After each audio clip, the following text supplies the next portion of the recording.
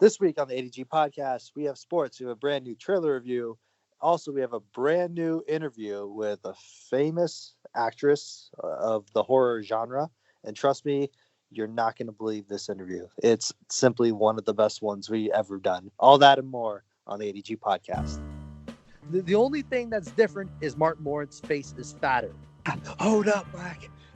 I gotta catch my breath, Max. I do like chicken sandwiches. Well, who else would you have on the cover of Playboy these days, right?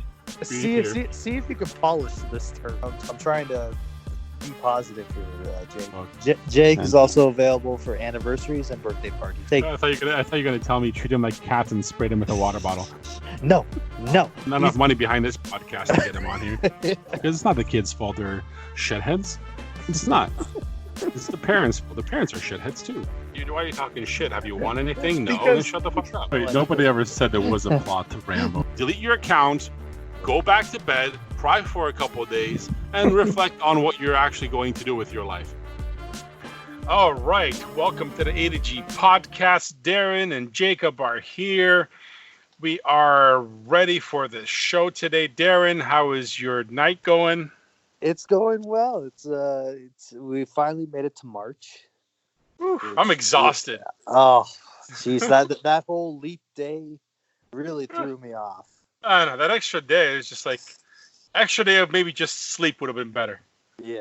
Well, Jake still has a little touch of his cold still, but he sounds a lot better than he did for the past couple weeks. Thank you. Doing what I can. Yeah. So that's all settled. So Jake, let's get into sports, shall we?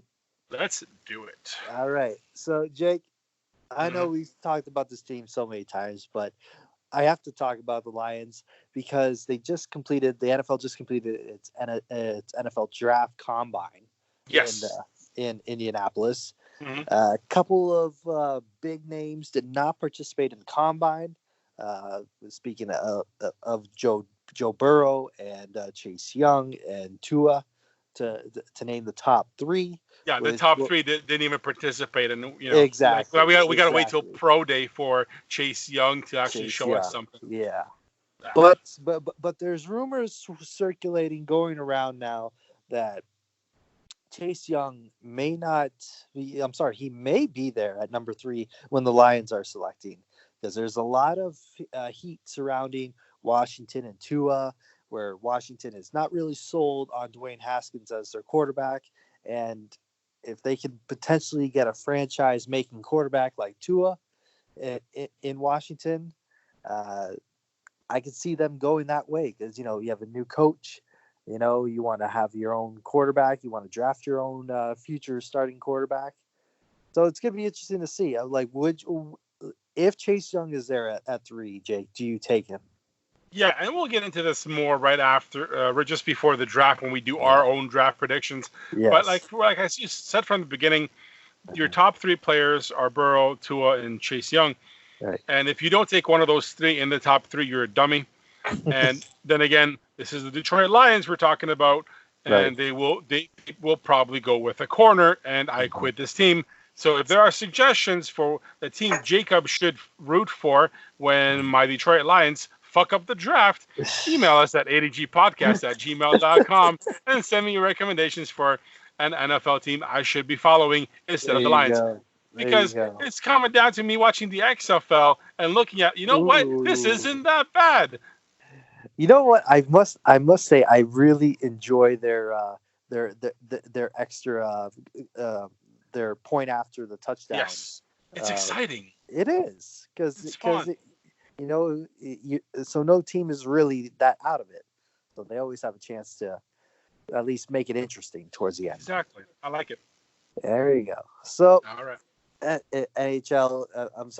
NFL, we still have a couple weeks away before we can really sink our teeth into it in the draft. Let's move on to college basketball. Because I know, Jake, it's March. It's finally March. And it's madness. You know what that means? It's March Madness time. Yes. Love it. It's coming up in a few weeks. But before that, everyone is jostling for position for their conference tournaments that will be starting next week. I believe March 10th is the first round games that go on. Big Ten, obviously, Michigan State will have one of the top seeds in their conference tournament, as well as Maryland and believe Ohio State's up there when it comes to the top teams in the conference. So it's gonna be interesting to see, like, does Michigan State have they turned the tide? Are they in March Madness form? We'll see how they do it. They're currently playing Penn State right now. They're down 41-28 in the first half, so it's still early, but you never know. We'll see how that goes for them. I think the latest projections had Michigan State like a 5th seed and Michigan like an 8th seed, something like that. Wow. So we're still a long way to go. We still got tournaments to go through. Yep. So it's gonna be it should be interesting to see how it all pans out. Yeah, should be fun. Yep. What else did I wanted to say? Obviously, March is also spring training is in full effect for baseball. Towards the end of the month, we're gonna do our best to get a Detroit Tigers insider on for you guys to get his thoughts and his predictions for the upcoming Detroit Tigers season.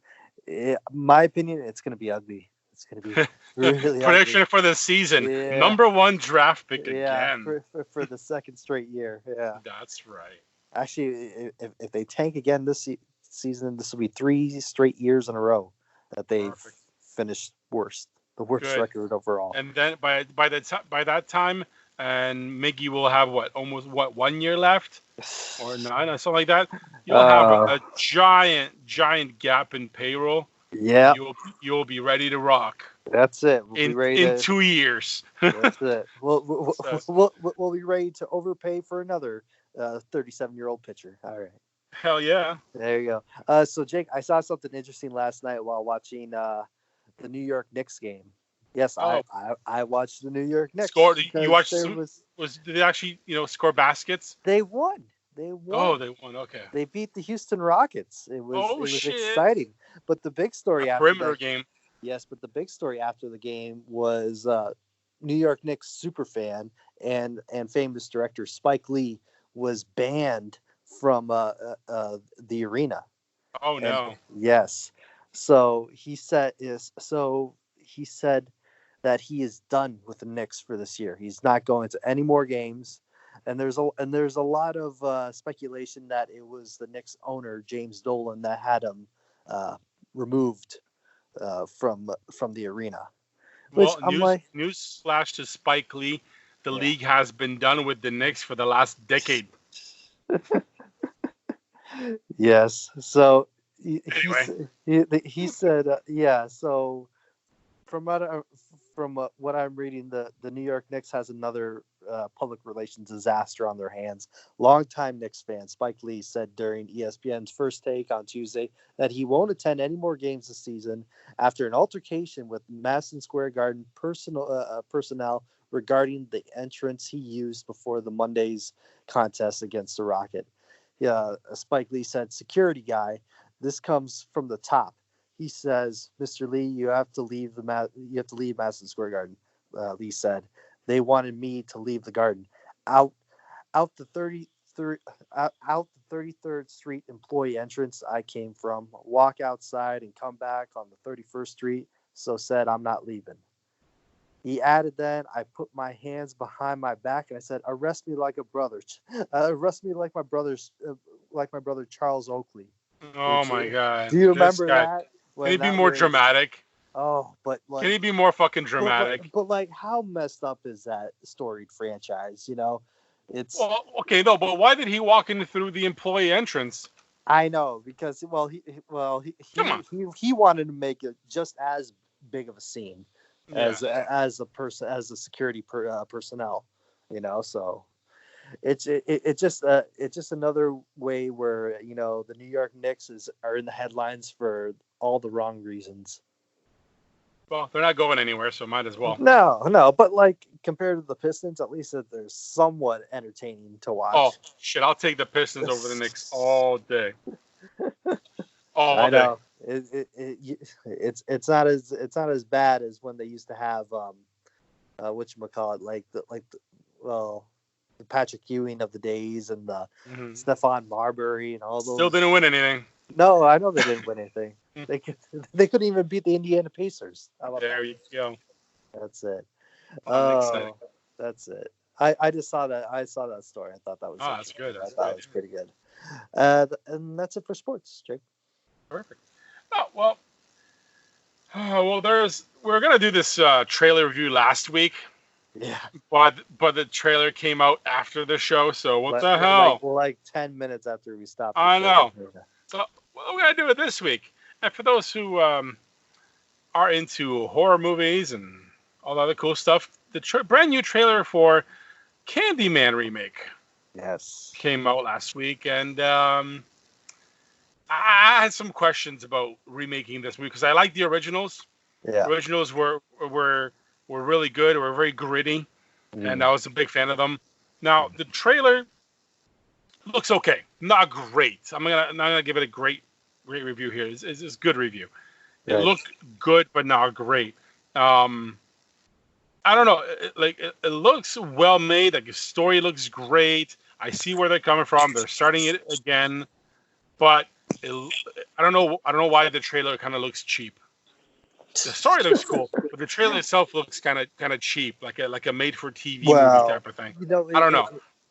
I think it's kind of like a lot of things, especially with horror movies trailers. You don't want to give out too much to the audience, because you still want them to come to the theater, right?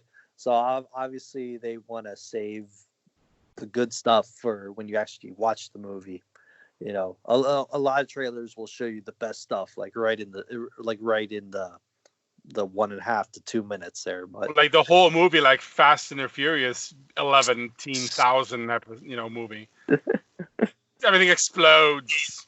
Jake's garbage. I know, but movie. Yeah, no, you might be right. That's what they might be doing. But it was a slow-paced trailer, but I think it got the message across. I think it looked really good. No, it did. Obviously, it's for me who it's been years since I've seen the original Candyman. Obviously, they're gonna have some like a nod to the original in there. It would make sense. Mm-hmm. But it's gonna be interesting to see today's horror genre. Like, does it live up to the hype of some of these original horror classics? Well, we'll see, because I'm gonna go see this thing. I'm giving it 4 out of 5 on the first trailer. Wow. Yeah. I'm not that sold on the trailer, so I'm gonna give it a solid 3 out of 5. Okay. Very nice. Very nice. So yeah, we'll see how that goes. I'm definitely gonna go see it when it comes out. But yeah, Candyman. That's the trailer we reviewed today. So horror movies brings us into our interview for this week. All right, so joining us live from the West Coast is actress, writer, and you have seen her in movies as such: Bus Party to Hell, Wrong Turn 6, The Bill Murray Experience, Blood Feast, and newest movie that we're going to talk about, Clown Fear. Joining us right now, Sadie Katz. How are you today? I'm so good. What's up? Thank you for having me. I appreciate it. Well, we appreciate you jumping on the A to G podcast with us today to talk about all this cool stuff happening. And how is LA right now? Because we're in Canada. It's kind of chilly. Okay, well, I'm literally in Silver Lake, which is like a hipster version of LA. Everyone's going crazy because of the election. I'm with my girlfriend, who's also an actress, Sheila Platt. What's up? Awesome. Hi, Sheila. Beautiful. He said hi. And I have to say, the weather is, I don't want to brag. I don't want to get you guys upset. It's really nice, but there's homeless people everywhere.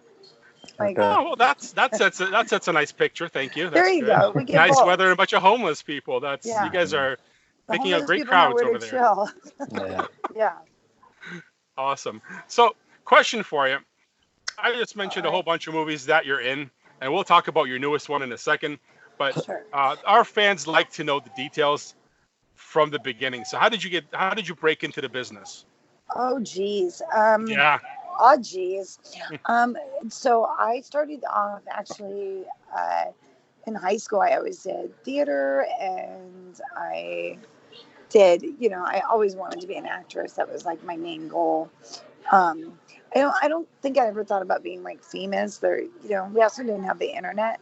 I'm dating myself, but I basically started off the old-fashioned way with black and white headshots and the Backstage West. I just said the Backstage West, like old people say the Facebook. It's Backstage West, and I just started submitting for student films and for indie films, and I really did it like the actual way that you do when you absolutely know no one in the business. But I would not give up, and I was willing to show my titties, which goes a little bit of a way. Well, there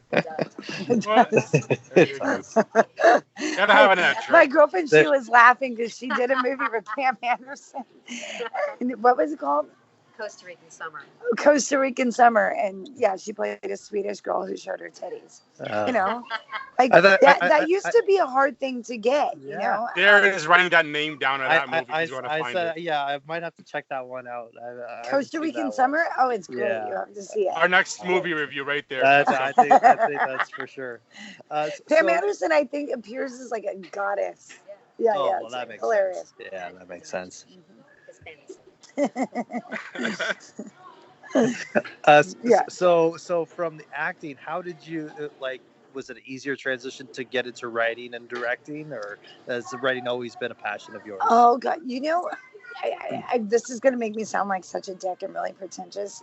Okay, show offy. Okay. Yeah, but when I was a little girl, my mom had like a big green typewriter that was like missing the E button, the E. And yep. I would like clack away and write scripts and puppet shows and stuff. So I was writing when I was like a little girl. Right. And the first thing I wrote, it was like a full play. I ended up casting everyone and like my best friends in grade school. And then I convinced my principal to, because we were into DARE, drug abuse resistance education. That worked really well for all of us. And I convinced them to let me put on this play that I rehearsed. And like, I was kind of in a ghetto school. So like anything you did beyond picking your nose was considered really cool. So they shut down the school and did a what did they call them? Like a conference or what did they call them then? I don't know. But they let me put the play on in front of my school, and that was kind of my first writing kudo. Right.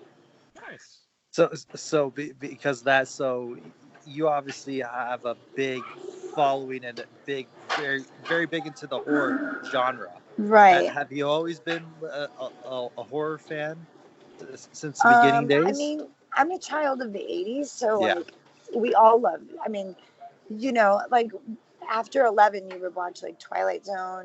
Yeah. If you were old school, but you would watch Tales from the Crypt, Tales from the Dark Side, and if you were really, really edgy, Monsters. Do you remember those? Like, do you remember that show? I don't even know how old you guys are. Well, I'm making myself sound really no. I'm pretty old. Yeah, but in Canada, we had different shows. We had like Are You Afraid of the Dark, which was like the Canadian version of like, telling horror campfire stories.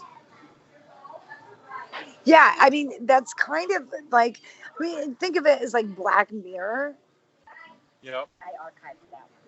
Yeah, sure. Think of it as like, I mean, there's something kind of was fun about that, but in the 80s was sort of like 50% of the things you watched as a kid was horror movies. We didn't have like massive things, and I won't even tell you I liked them. I was freaking terrified. But I had a neighbor and her mom, Lisette and Lindsay, who would make me watch these scary movies.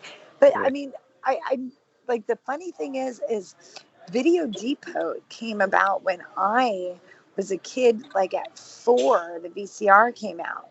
Yeah. So then they would open up the video stores, and you would go to your local video store, and like horror films that was the way you could watch them when it was like under 18.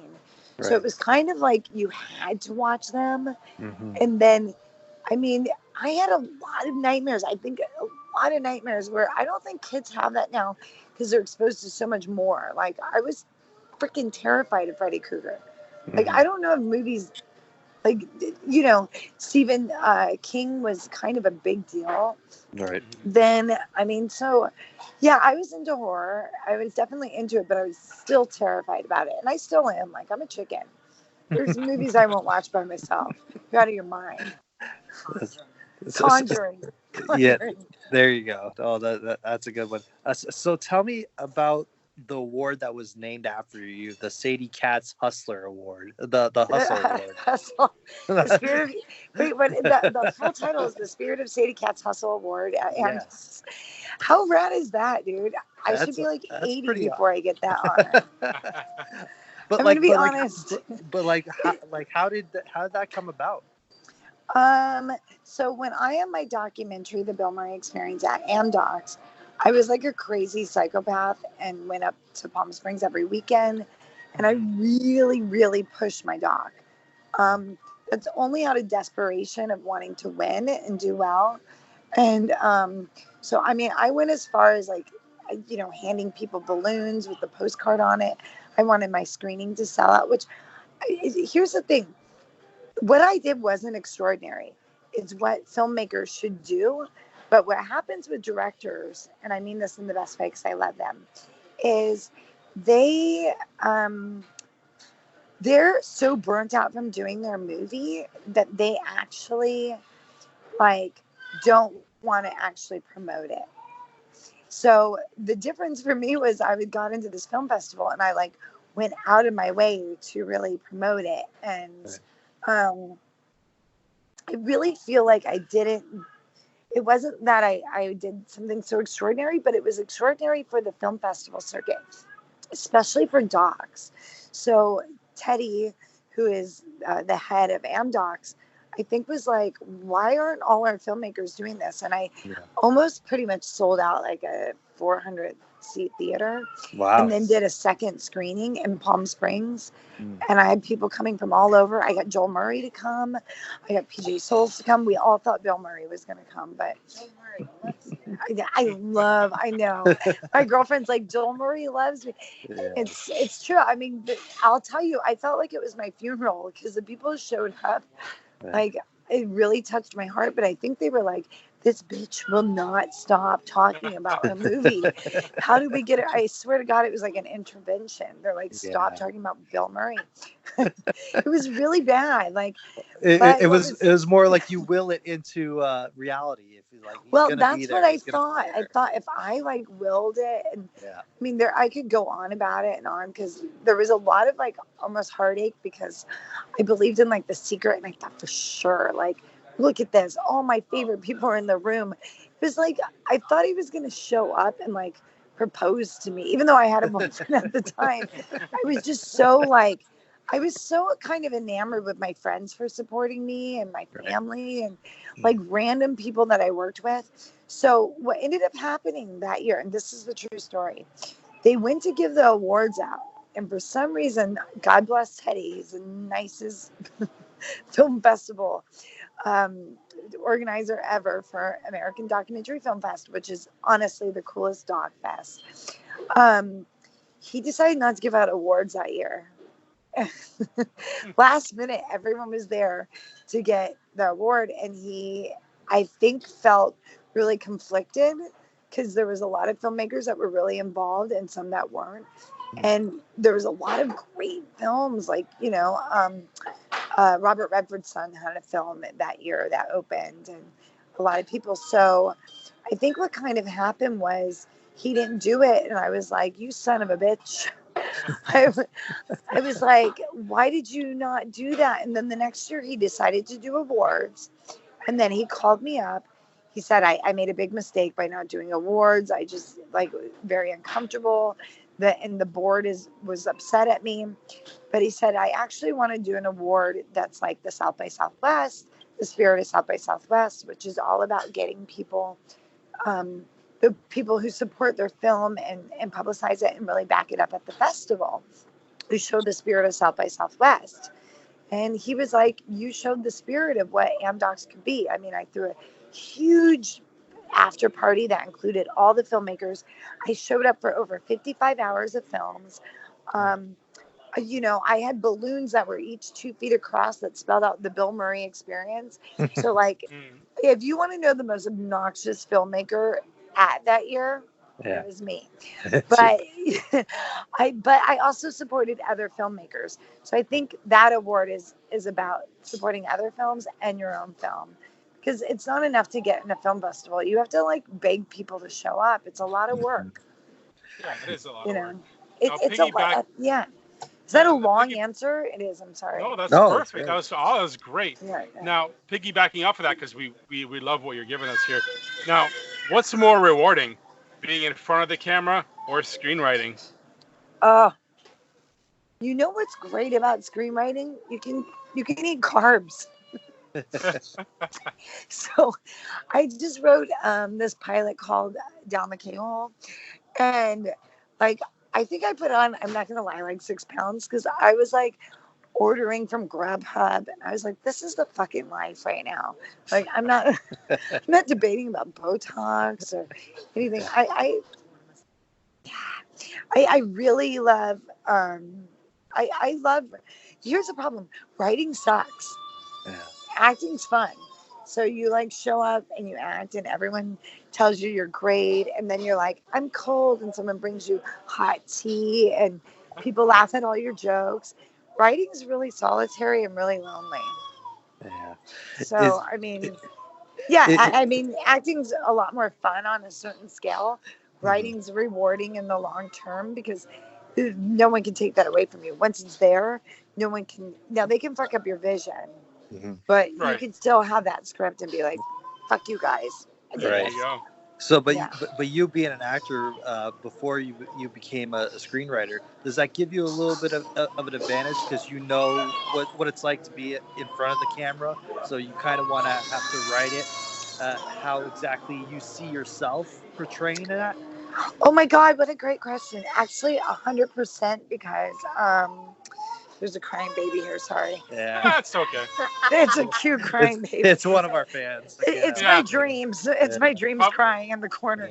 Probably listening to our other shows. That's the reaction we usually get. Yeah. He's taking him out. So I think what's fun for me is as an actor, I know the lines that are really cool lines to say. And I also have friends who are actresses.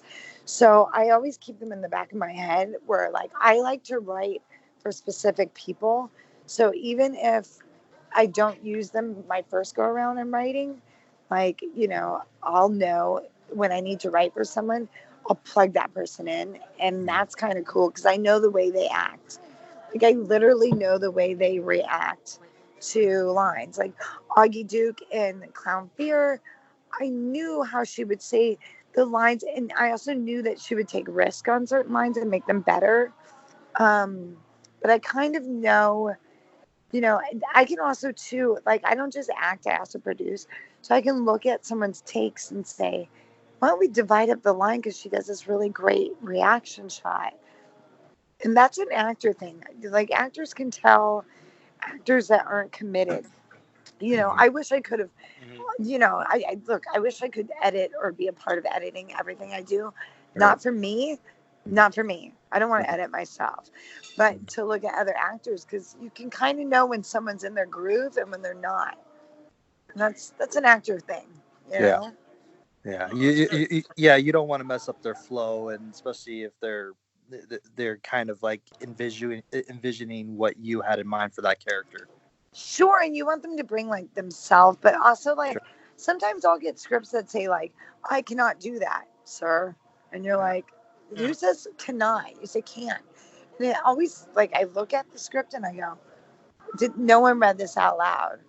And then you can tell when you get a really good script, it's someone who has some familiarity with acting. They're you know it right away, you feel it. Right. I mean, you could tell a good script in like 5 pages. You're like, okay, it's great. Yeah. No, absolutely. So if you could team up and either act or co-write a horror screenplay with anyone right now, who would it be and why? A horror screenplay with anyone right now. Yeah. Okay, I would pick the person who would make me the most money. Which is why That's the best answers you get. There you go. She was said, "This is why I don't work for you." Yeah. No, I mean, look, Jordan Peele is having kind of a hot thing happen right now. Yeah. Which is, it's great, but I'm blonde hair and blue-eyed, so I'm probably not going to play the good guy in that. Mm-hmm. Probably not. No. No, I actually think I would want to do someone really old school. That to me would be pretty cool. Who would I want to write? That's such a good question. I think I could have done a better Happy Death Day Part 2 than what it came out. Okay. My I did not girlfriend's watch across that from one me yet. in it. No, the first one was good. Were you in and my Part cat 2? were in it. Me and my cat were Okay, in it. my girlfriend has a famous cat. Oh, really? And then my cat smells so hard. Her cat's from us. hell. You're both in it. Oh, that's right. So I either that or I'm really into. I'm about to do. I've been working with Thomas Churchill as a director. We have a film. Look at my shameless plug. There's a film coming out that's like a psychological thriller that I'm really stoked about. I'm kind of open. I would like. I like the Saw stuff. What I really love? I like the rich guy who's like, what would you do for $5 million? Right. And then there you go. there's like Yeah. 20 people around the dinner table, and like the girl who's goth ends up being good, and the girl who's not. I actually like those films. So I'm about to work with, I don't know how to say his last name, Aki from Human Centipede. Okay. He's the Asian guy who's, I think, the front of Human Centipede. Oh, okay. I like horror comedies. I like a little bit of cheekiness. So Right. can you guys pick the person out for me? I don't know. How about I just want to work with myself and nail it? There you go. There you go. Is that Seems to the be key to working. say? You're doing a great job. Well, I mean, I want to do something like, that's Yeah. cheeky and funny and kind of, So is something kind of on the line of like Zombieland? Well, more, I don't know, like, I want to do more avant-garde, but also more like the Tarantino of chicks. Yeah. Like, Nice. I want to do something where you're like, what the fuck was that? Why is that okay? And I want, like, my goal, and I don't know, look, I'm going to be honest. I don't know if, like, I'm Circus Road was what it was originally called. Now it's called Clown Fear. I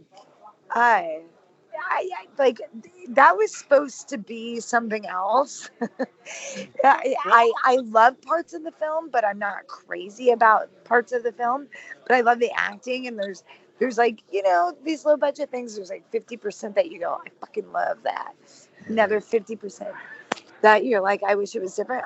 I want another stab at it where I'm directing and the full writer. Mm-hmm. Is that honest enough? Yeah, I don't know. No, that was perfect. And since we're on the topic of your new movie, can you tell us about that? Oh, I What love it's you. You're about? from Canada. I'll tell you about.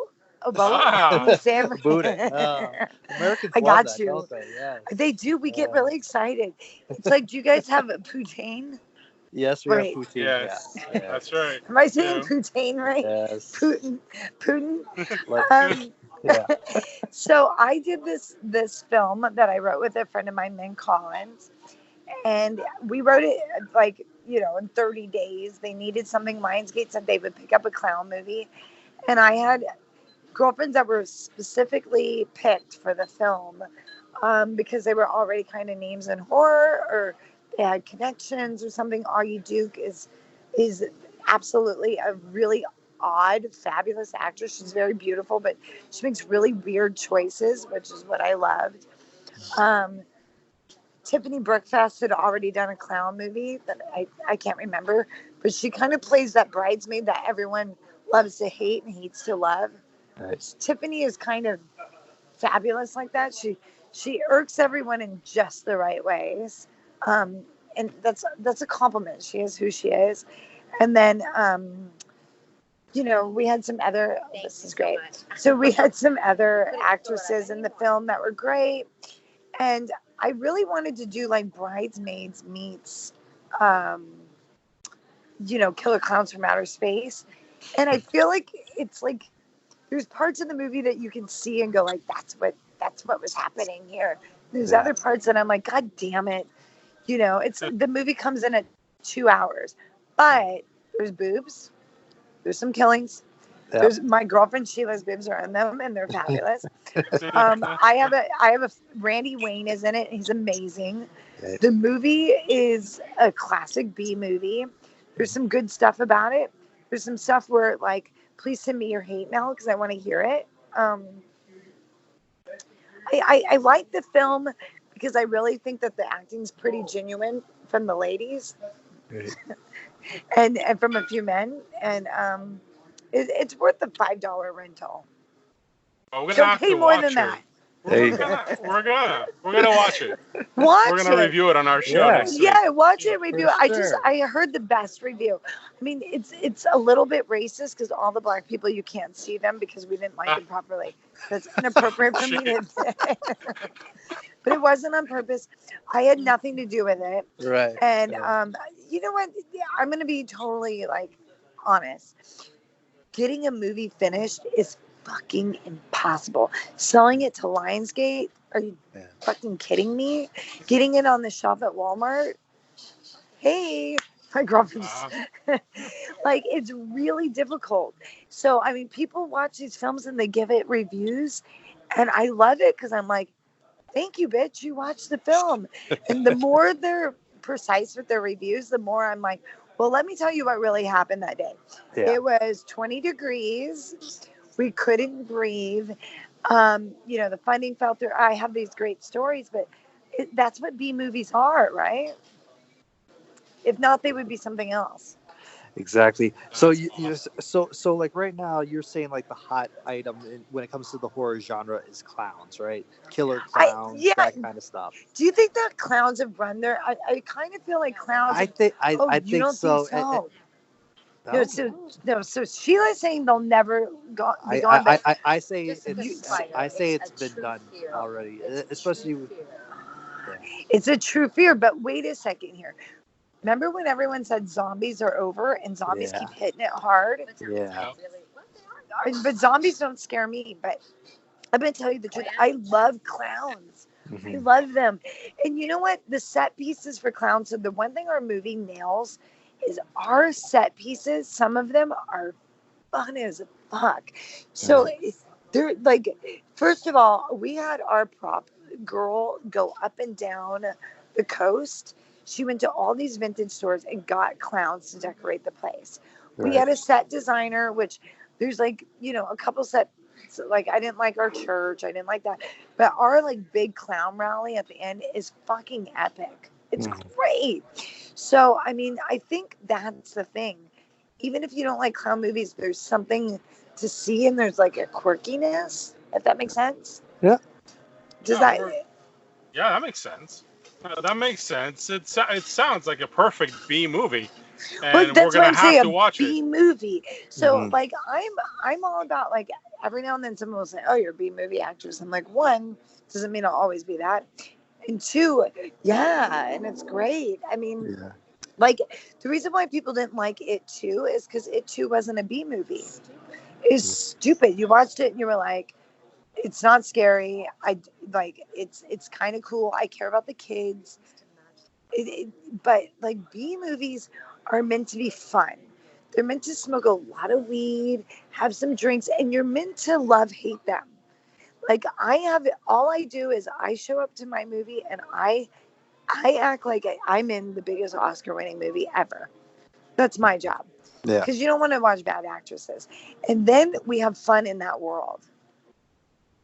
That's how it should be, though, shouldn't it? It's your creation. You should love what you do, and it seems like this is a movie we need to see.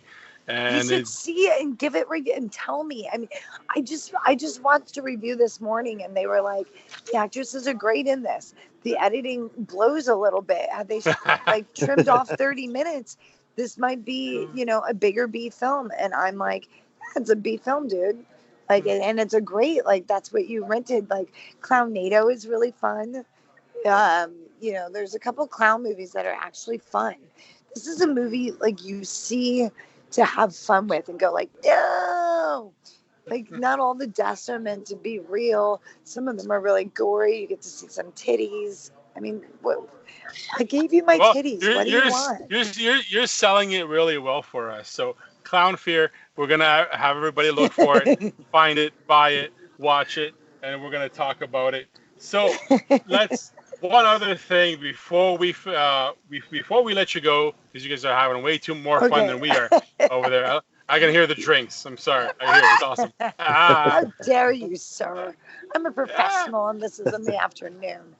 That for you.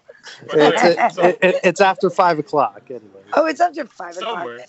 Okay. So, what other projects are on the horizon for you this year? You have to watch. You must watch Megan, which is by Silvio Nakuki, which is a thriller, and that's a very straight psychological thriller. I shot it in Italy. I'm really proud of it. It's basically, think Misery meets Hard Candy. It's a sexual revenge thriller. You'll love it. And then there's a really special film that I absolutely have seen, and I adore it, and I think it's fucking scary and like fabulous. And it will be a Lionsgate release. It's by Thomas Churchill's the director, who's amazing. And it's called Amityville Harvest, and it mixes basically vampires with a bunch of other monsters. And this is a movie that you watch to pee your pants by. And I play Christine, who's a reporter, and I'm finding out about World War II, and it's really a special film. I'm really excited about that. And then I have some other stuff coming out, but I can't tell you yet. So you have me back on the show. Oh, there we go. That's the best selling point we can get. That's perfect. So where can everybody, besides us sharing it on all of our social media, where can everybody find you and everything you're working on and all your information, all your socials? Oh, jeez. Okay. So find me at Facebook. I can't add you, but you can follow me under Sadie Katz. You'll find me there because I have my 5,000 friends, and then my fan page I don't follow up that well. But my Instagram is Sadie Katz, SADIEKATZ. My Twitter, please don't at me. That's what the cool kids say. Is Sadie_Katz, and you can at me all you goddamn want. We will. Don't worry. Yeah, you can be just like, because you tell us not to doesn't mean we won't. Don't at me. And just you can like write me personal hate mail to sadiekatz.me that I will promptly write back. Go fuck yourself. Perfect. All right. Yeah, that's not the best way to end an interview. I don't know what I must say that this has been the most memorable interviews we've had on our show in the past couple of seasons. Thank you. That's my goal. Yes. Konnichiwa. Next time, group chat with all your friends will be perfect. And you know what? Check out my girlfriend Sheila Platt. Yes, well, I'll definitely check out that movie. She put up with me like interrupting our lunch. But thank you for having me, guys. Thank you for having us. Me on. Great. I hope you have me on again. Watch my movie. Let me know what you think. We will. We will.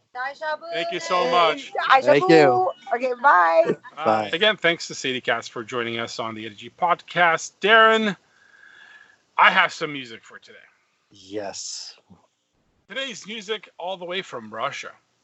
Again, if everybody who's been listening to us for 3 seasons knows we play music from all over the world, all the independent artists we want. And this time around, we have a band called Apache Rose. And they're from Russia.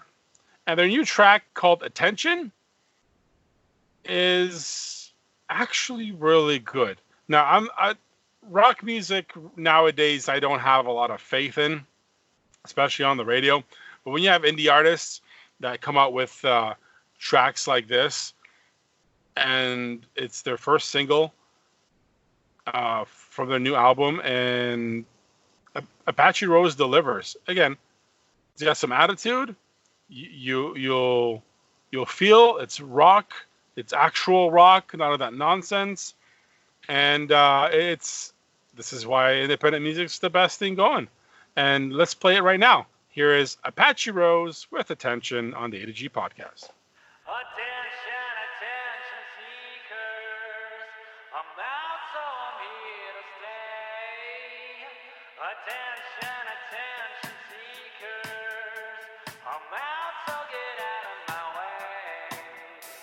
I don't stop, I try so hard I'm twitching, you know I'm really itching to make it, baby. Just put my Grammy for best whining right next to the Oscar for best bitch, yeah. Give all day, I don't make no mistakes.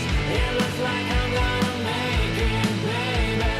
Give all day, baby, make no mistake.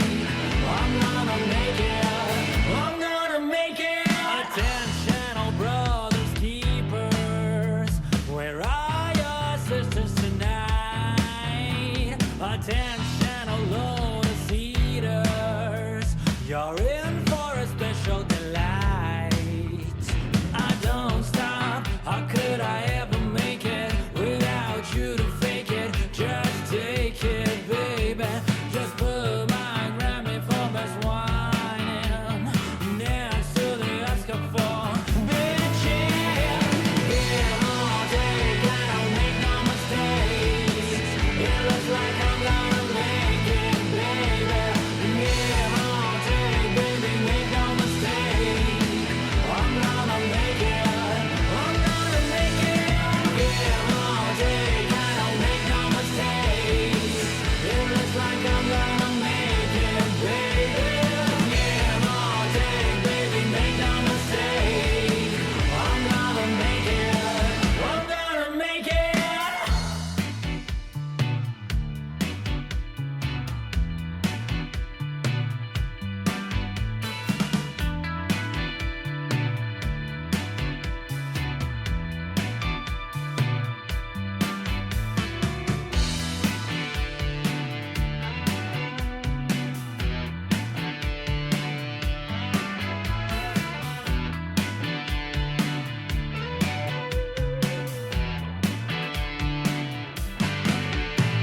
Attention, attention seekers, I'm out so I'm here to stay.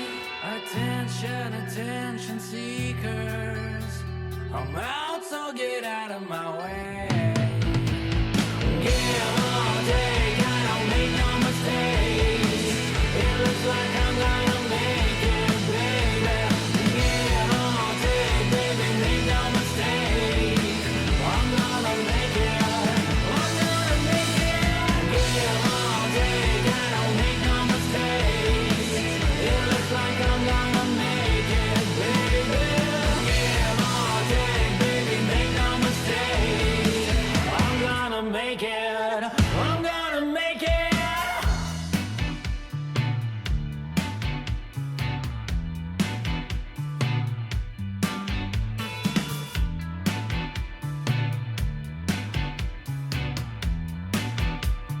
So there you go. That was Apache Rose. Attention. Go find them on YouTube. They said Apache Rose. We'll link them in the bio. We'll tag them everywhere. Instagram. You guys can go follow them. Listen to that track on your own. Let them know you heard it on our show. There you go. There we go. There's our music. So let's get into the top five. Jake. Top five. Let's Top do five. it. And this one is dedicated to our this week's interview, Sadie Katz. Oh, here we go. So this one, since she is a big fan of killer clowns and the horror genre, I found the top five scariest clown movies in horror Oh, history. man. Yes. Okay. Yep. So this is from the Thrillist.com. Let's- And these are their top five.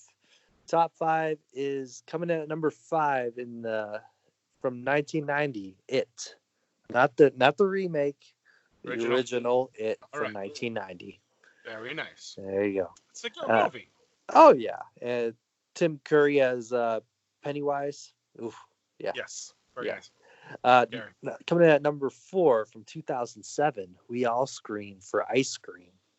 Yes, it is a horror clown movie called We All Scream for Ice Cream. Can't say I've seen that one. No? Well, if you need to watch it, you can rent it on Vudu, whatever that is. Definitely not gonna do that. But go ahead. Definitely won't do that. Coming in at number 3. Going all the way back 8 years ago to 2012, Stitches. Stitches. That sounds familiar, but I don't think I've seen it. Well, it's what it says here. If you enjoyed the clown that comes back from the dead to wreak revenge premise from the last one, check out this impressive Irish import that We All Scream for Ice Cream manages to combine hardcore horror with some legitimately funny dark humor. So there you go. Okay, not bad. That's Stitches, and you can find that on Netflix if you're. Ooh, really? Okay. Yeah. Oh, that's why it sounds familiar. Okay, yeah. There you go.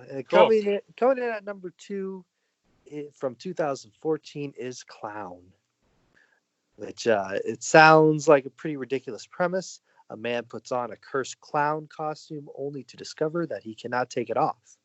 And that's probably because it's a fairly weird idea.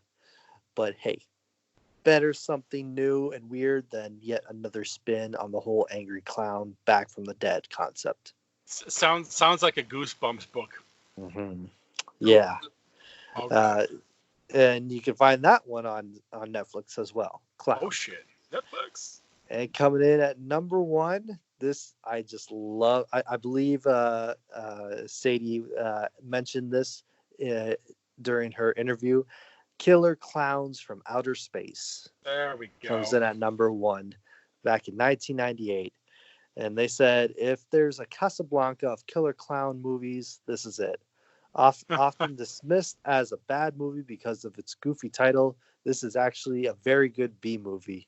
It's a homage, parody, throwback that succeeds on its clever screenplay, funny set pieces, weird, creepy murders, and some truly eye-popping set design, costumes, and special effects. It may be a little cheap in some regards, but there's more than enough creativity and good humor to be found in this tale of interstellar clown monsters who invade a small town. And you can find that on Amazon Prime and Hulu. But yeah, cool. So there you go.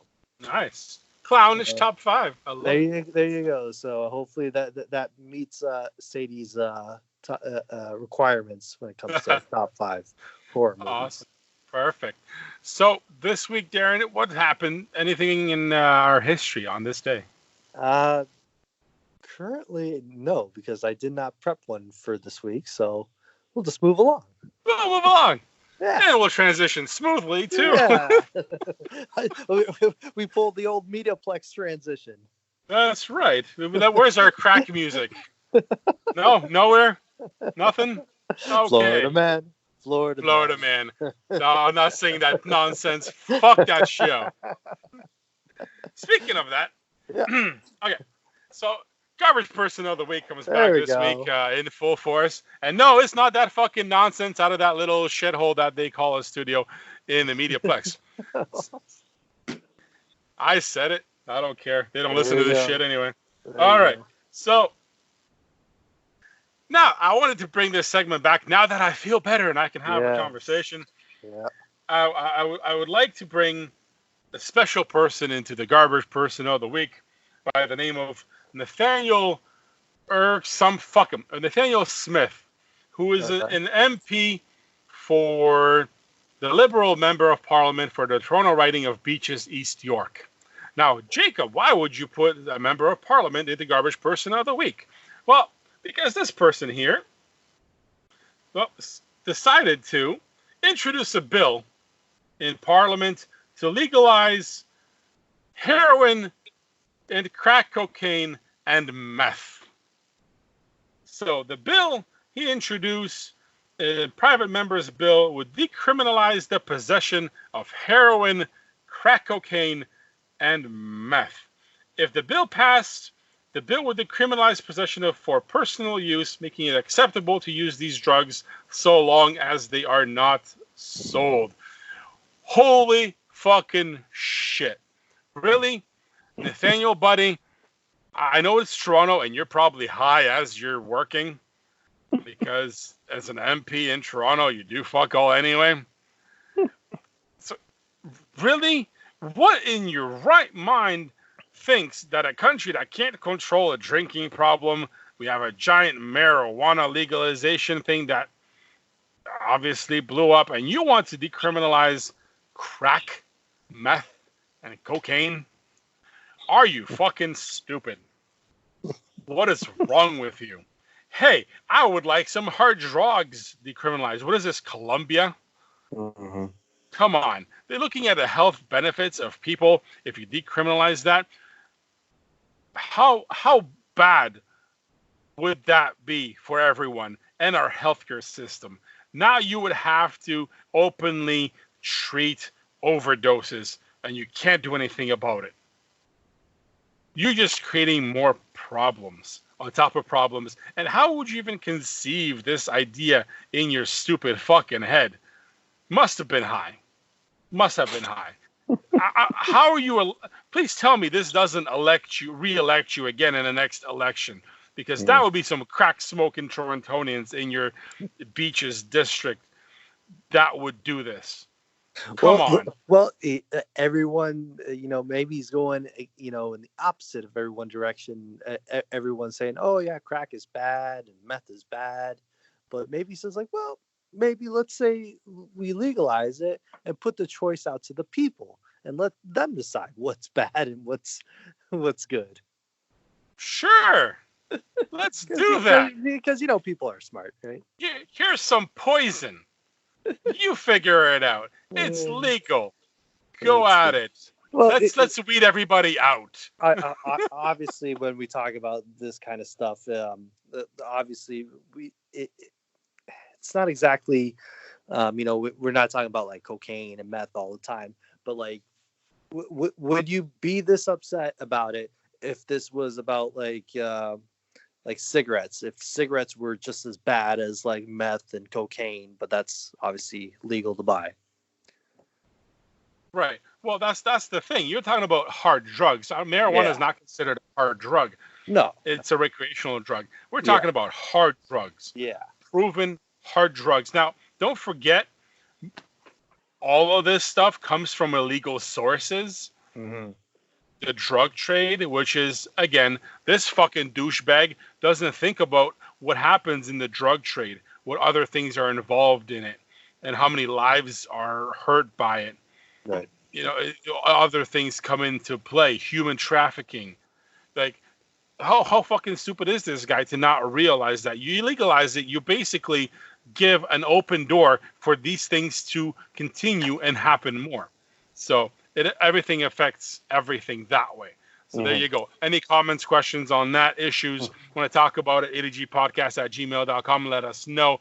And everywhere else on our social media, chime in, let us know. But this guy's a dummy and should not be in as MP any longer just for being a fucking dumbass like that. But there you go. Garbage person of the week, Nathan something or other Smith out of Toronto. Fuck him. There you go. See, yay. It's good to see Jake back in action. Yay. I had fun with that one. Oh, that's good. But there you go. That's all I got for today. Oh, that's good. Well, I know I know Jake is a very political guy and doesn't want to get too political. Not at all. But since we are recording on Super Tuesday in the States, it's a big election day in the States. Yep. Currently, Joe Biden he has the early advantage on Bernie right now. So in California, or is that not closed yet? Well, no, they haven't closed yet. But okay. I believe like 5 states have already projected, and Yeah. he's won 4, and Bernie has won 3 so far. So because California is the big one. That's what everybody's expecting. that's going It's to be like the big one to fight for. 400 so something, it's- 500 delegates or something. So we'll see. Oh yeah, so it'd be interesting to see what happens. Yep. All right, There we go. Good Ready? stuff. Look at that. That was a good show, Darren. Good Well done. stuff. Well done. Good interview. Thank you for Sadie Katz for just being there for us and having a great interview with us this week. And being one of our most memorable interview guests. Right. Apache Rose for the music. We appreciate the music. It's good stuff. And hit us up on all of our social media. Guys, like and share on Twitter. The more you guys share, the better. Hit up our Twitter at ADG Podcast. Every time we put up a show, you guys should just retweet it as much as you can. Instagram, share to your friends. Follow at ADG Podcast. Facebook, share. The more you guys share, the more cool shows like this we're able to get. So please do that, and everywhere else at ADG Podcast. And we appreciate you guys listening to the show. Good stuff. Yeah. So at ADG Podcast, I am Jacob. And I'm Darren. And we are ADG.